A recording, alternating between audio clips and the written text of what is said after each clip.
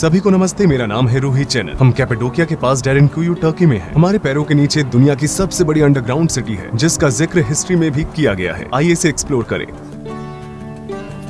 1960 के दशक की शुरुआत में एक आदमी अपने घर को रेनोवेट कर रहा था। जब उसने अपने घर की दीवार को तोड़ा तो उसने देखा कि ये रास्ता एक रहस्यमय कमरे की ओर जाता है और उसके बाद उसने सुरंगें भी देखी। फिर उसने अपने हाथ में टॉर्च पकड़ी और छानबीन करना शुरू किया। छानबीन करने के दौरान उसे समझ आया कि ये सुरंगें और भी आगे जाती हैं। उसे ये नहीं पता था कि ये जगह दुनिया की सबसे बड़ी अंडरग्राउंड सिटी है। यहाँ पे रहने की जगह है, सप्लाई रूम्स हैं, बेशक जानवर भी हैं। इसलिए यहाँ अस्तबल, मिशनरी स्कूल, एक चर्च, व्हाइट हाउस और एक बड़ा सा कब्रिस्तान भी है। तो सवाल ये उठता है कि ये लोग सांस कैसे लेते हैं। यहाँ पर इस तरह की वेंटिलेशन स्पेस है, लेकिन इसे रेस्टोरेशन के दौरान बंद कर दिया गया था। एक शेल्टर इधर, एक उधर। ऐसा कहा जाता है कि इस अंडरग्राउंड सिटी में एक साथ 20,000 लोग रह सकते हैं। और ये किचन एरिया, ये जो आप देख रहे हैं, उसे तंदूरी कहा जाता है, एक पारंपरिक अनातोलियन फ्लोर फर्नेस। वे यहाँ अपनी रोटी चिपकाते थे और अपना मांस पकाते थे। यहाँ पर 2 कड़ाही भी हैं। बेशक यहाँ एक चिमनी है जिसकी मदद से धुआं बाहर निकलता है, वो चिमनी है। आप ऊपर देख रहे हैं, ऊपर आप धुएं के धब्बे देख सकते हैं। लोग रात में खाना बनाया करते थे ताकि उन पर किसी का भी ध्यान न जाए। जाहिर सी बात है कि रात में धुआं दिखाई नहीं देता है। हर एक परिवार के पास अपना खुद का किचन नहीं था। वे सभी इस कॉमन एरिया का इस्तेमाल करते थे। इन हॉलों में, जैसा कि आप देख सकते हैं, वे अपना खाना रखते थे, जैसे कि जौ या गेहूं। AD 30 के बाद जब यीशु मसीह ने भविष्यवाणी की थी तो पहले तो ईसाई आसानी से अपने लिए कोई सुरक्षित जगह ढूंढ नहीं पाए। वे खतरे में थे। दूसरी सेंचुरी में ये ईसाई अंतक्य काइसेरिया आए और फिर यहाँ पर आए। बेशक वे अंडरग्राउंड होकर आक्रमणकारियों से छिपना जानते थे। ये मजबूत पत्थर जिन्हें आप देख रहे हैं, वे ज्वालामुखी से बने हुए हैं। अब ये बहुत सख्त हो गए हैं, क्योंकि ये जब हवा के कांटेक्ट में आते हैं तो ये सख्त हो जाते हैं। हालांकि अगर आप इस लेयर को खोदेंगे तो आप देखेंगे कि दूसरी, तीसरी या गहरी लेयर्स बहुत सॉफ्ट है। और इन पत्थरों को खोदकर उन्होंने यहाँ एक अंडरग्राउंड सिटी का निर्माण किया। ये 150 या 160 के दशक की बात है। यीशु के जन्म होने के बस कुछ ही समय बाद उनके कुछ दादा दादी ने शायद यीशु मसीह को देखा भी होगा। रोमन साम्राज्य आइडोलेटर्स थे और उस समय वे ईसाइयों को अपने साथ नहीं रखना चाहते थे। उस समय साम्राज्य उनके प्रति बहुत क्रूर था, इसलिए फिर इन ईसाइयों ने अंडरग्राउंड होकर अपने धर्म की रक्षा की। हो सकता है कि अगर ये ईसाई यहाँ नहीं छिपते तो शायद आज ईसाई धर्म नहीं होता। इस रहस्यमय अंडरग्राउंड सिटी में इंसानों के जीवित रहने के लिए जिस भी चीज की जरूरत थी वो यहाँ पहले से ही मौजूद थी। लेकिन यहाँ गहराई में क्या है?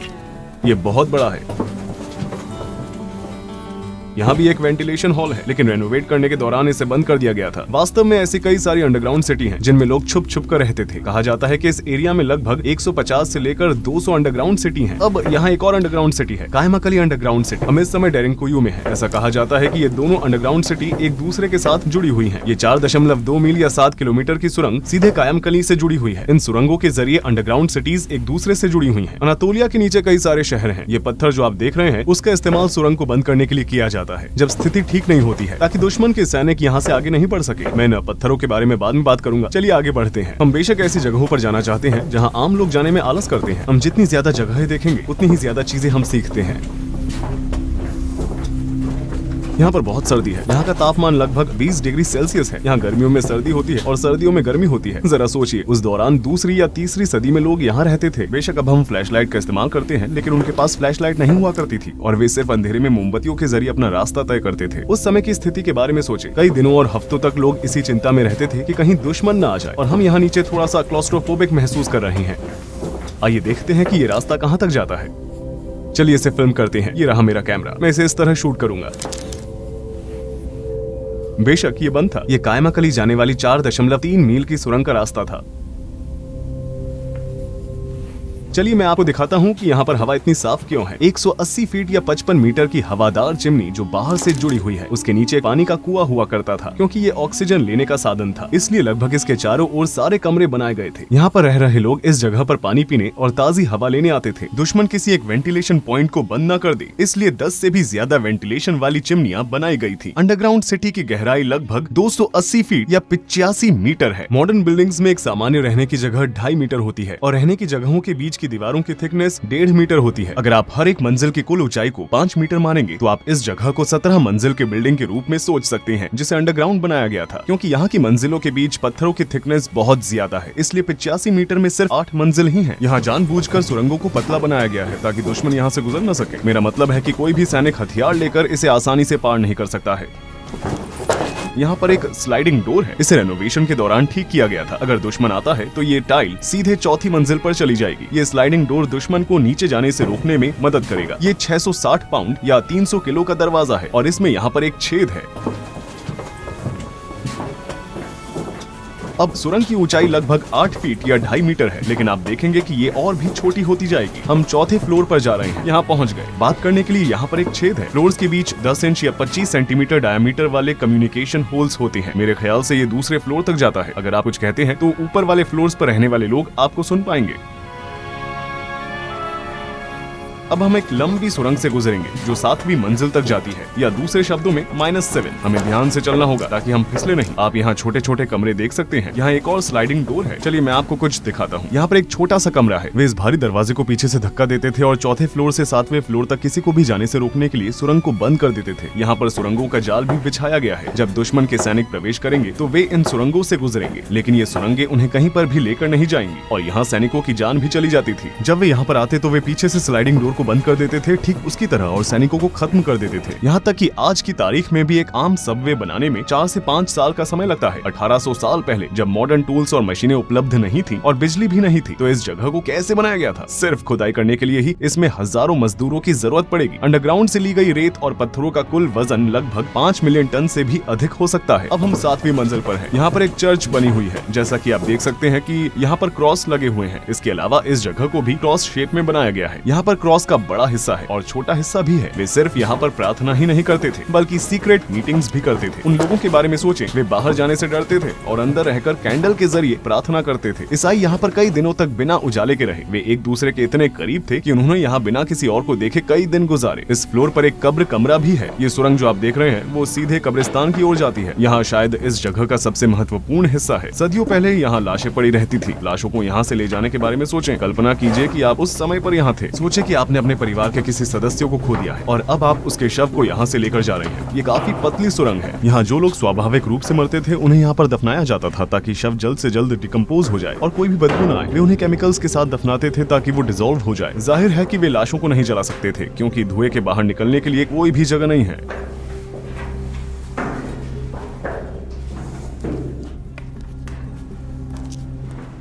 लगता है कि ये रास्ता कहीं जाता है, लेकिन ये कहीं नहीं जाता। ये बंद है। शायद यहाँ पर वो केमिकल्स और टूल्स रखे जाते थे जिसकी मदद से शवों को डिकम्पोज किया जाता था। यहाँ पर एक पानी का कुआं है, लेकिन ये ऐसा कुआं है जो ऊपर से जुड़ा हुआ नहीं है। अगर दुश्मन के सैनिकों को पानी का कुआं मिल जाए तो वे क्या करेंगे? आपने ऊपर बड़ी वेंटिलेशन चिमनी देखी होगी। वे वहाँ से जहर फेंक सकते हैं और सारा पानी बर्बाद कर सकते हैं, क्योंकि ये सरफेस कनेक्शन के बिना वाला एक पानी का कुआं था, इसलिए इसमें से पानी पीना सुरक्षित था। अब हम आखिरी सुरंग में हैं, जो 8वीं मंजिल तक जाती है। बेशक ये जगह का आखिरी हिस्सा है जो हमारे लिए खुला है। इसमें ऊपर एक वेंटिलेशन चिमनी थी, 180 फीट 55 मीटर लंबी। जैसा कि मैंने बताया था, इसकी गहराई इतनी है। आप यहाँ पर कचरा भी देख सकते हैं। अब चलिए उन कमरों में चलते हैं जहाँ लोग रहते थे। आप देख सकते हैं कि यहाँ पर कितने सारे कमरे हैं। मेरा बैग सुरंग के ऊपरी हिस्से से टच हो रहा है। मैं इसे यहीं छोड़ दूंगा। हमें यहाँ पर थोड़ी सावधानी बरतनी चाहिए। इस वीडियो में मैं जो आपको जानकारी दे रहा हूँ वो जेनोफोन की एनाबेसिस किताब पर आधारित है। आइए आगे बढ़ते हैं और देखते हैं कि लोग कहाँ रहते थे। जो टूरिस्ट्स यहाँ पर आते हैं वो आमतौर पर इस जगह पर नहीं आते, क्योंकि यहाँ पर चढ़ना थोड़ा मुश्किल है और फर्श फिसलन भरा है। यहाँ पर छोटे छोटे कमरे हैं।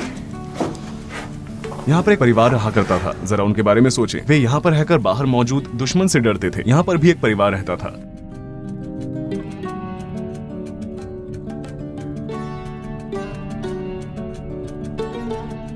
यहाँ एक और छोटी सुरंग है।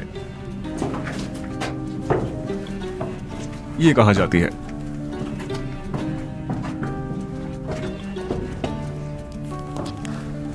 यहाँ से गुजरते समय मेरी पीठ पर थोड़ी सी चोट लग गई। चलिए एकदम आखिरी तक जाते हैं।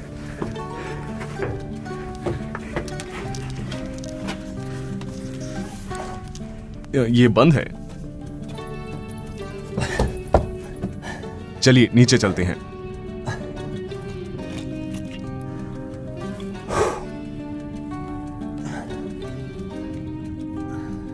सबसे गहरी अंडरग्राउंड सिटी होने की वजह से यहाँ पर पूरी दुनिया की नजर रहती है। दुनिया भर के आर्कियोलॉजिस्ट यहाँ रिसर्च करने आते हैं।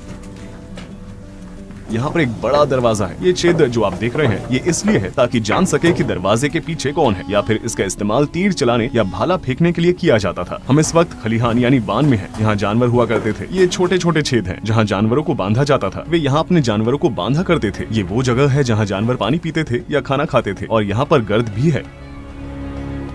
जानवरों को पहली मंजिल पर शायद इसलिए रखा जाता था क्योंकि उन्हें निचली मंजिलों तक ले जाना मुश्किल था। आपने सुरंगें देखी हैं? जानवरों का उनमें से गुजरना नामुमकिन था। उनकी बदबू का टॉप फ्लोर से जाना आसान होगा। ये वो जगह है जहाँ लोग शराब बनाया करते थे। वे अंगूरों को यहाँ पर रखते थे। जैसा कि आप देख सकते हैं, यहाँ पर ड्रेनिंग होल्स हैं। इसी ड्रेनिंग होल से गुजरकर अंगूर इस जगह पर इकट्ठा होते थे। यहाँ पर शराब की बड़ी बड़ी बोतलों को रखा जाता था। वहाँ भी होल्स हैं। यहाँ पर लोग अंगूरों को स्मैश करते थे। अंगूर के रस को इकट्ठा करने के लिए ये एक और जगह है। इस तरह शराब बनाई जाती थी। अब हम मिशनरी स्कूल की ओर जा रहे हैं। वो हमारा आखिरी स्टॉप होगा, बल्कि वो इस स्ट्रक्चर के सबसे महत्वपूर्ण भागों में से एक है। मिशनरी स्कूल में आपका स्वागत है। ये नहाने की जगह है। ईसाइयों का मानना है कि बच्चे पापी पैदा होते हैं, इसलिए वे उन्हें बैप्टिस्ट पूल में नहलाकर उन्हें साफ करते थे और उसके बाद ही बच्चे असलियत में ईसाई बनते थे। जिन लोगों को ईसाई धर्म में बदला जाता था, उन्हें भी यहाँ नहलाया जाता था। ये बहुत ही दिलचस्प जगह है। आप इन आर्चीज के साथ साथ छत की दीवार पर बना हुआ स्ट्रक्चर देख सकते हैं। वे मिलकर एक दीवार बनाते हैं। उस समय में इस तरह का आर्किटेक्चर बनाना बहुत बड़ी बात थी। विद्यार्थी यहाँ बैठा करते थे। शायद ये एक टेबल थी जिसका इस्तेमाल वे पढ़ते समय करते थे। ये वो वाली सीढ़ियाँ चढ़कर पढ़ाते थे। यहाँ वे लेक्चर्स दिया करते थे। इस मिशनरी स्कूल में पढ़े लिखे लोग बाहरी दुनिया में ईसाई धर्म फैलाने की कोशिश कर रहे थे। यहाँ स्टडी रूम्स भी हैं। छात्र शायद यहाँ पर अपनी क्लासेस किया करते थे। आप जिन स्थानों को देख रहे हैं, वहाँ पर जाने के लिए स्पेशल परमिट लेना पड़ता है। केवल 10% ही जा सकते हैं। कुछ अन्य भागों में रिसर्च जारी है और प्रवेश की अनुमति नहीं है। कायसेरी, नीदा और नवे शहर के ट्रायंगल में कम से कम 2 फ्लोर्स वाली 200 से भी ज्यादा अंडरग्राउंड सिटीज हैं। इनमें से कुछ सिटीज मीलों तक चलने वाली सुरंगों से आपस में जुड़ी हुई हैं। आपको ये बात भूलनी नहीं चाहिए कि इन शहरों का इस्तेमाल केवल सुरक्षा के लिए किया जाता था। लोग इन शहरों में वर्षों तक नहीं रहे हैं। वे अपने धर्म की रक्षा के लिए सिर्फ कुछ समय के लिए इनमें रहे हैं। इतिहास और संस्कृति को सर्वोत्तम रूप से देखने के लिए ये बहुत ज्यादा जरूरी है कि हम ऐसे स्थानों को हमेशा बनाए रखें। वीडियो देखने के लिए धन्यवाद। रूही चैनल यहाँ पर था।